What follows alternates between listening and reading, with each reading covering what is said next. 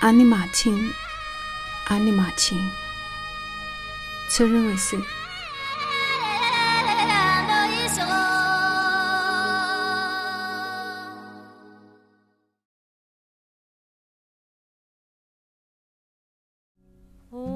？6.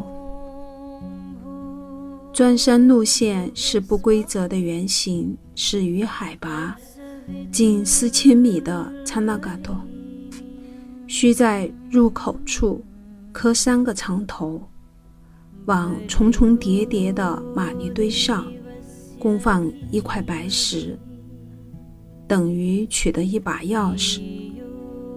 当徒步8日后返回，仍需到这里磕3个长头，往重重叠叠的玛尼堆上供放一块白石，等于将钥匙奉还。当我磕长头的时候，左边裹住山头的经幡迎风招展，身后是2面摆铁皮做的标语牌，用红颜料画着天安门和5星红旗，用藏汉文写着民族团结和中国梦。7. 说起诸位山神，卡提亚这个法国女子如数家珍，她甚至熟悉家族中威严的长辈和调皮的孩子。我忍不住问，你是阿尼玛卿的什么人？10几年来徒步转山好几次的她咯咯笑道，也许是他的阿加拉吧。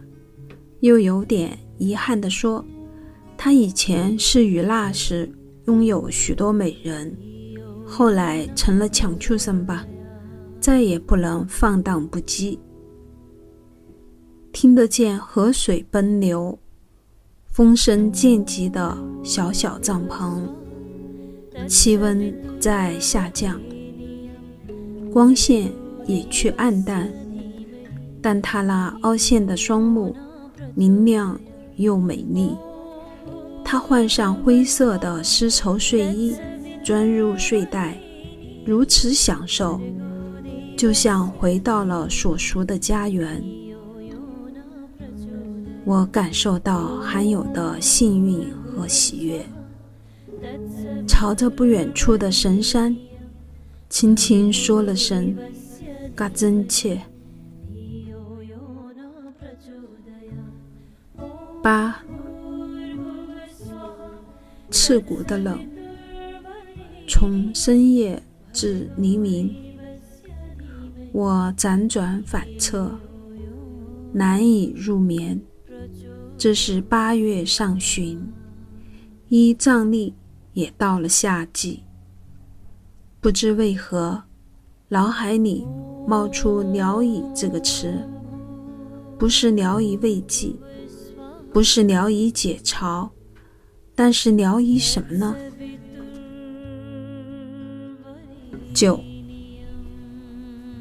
一个有关时事反转的回忆，始于60多年前。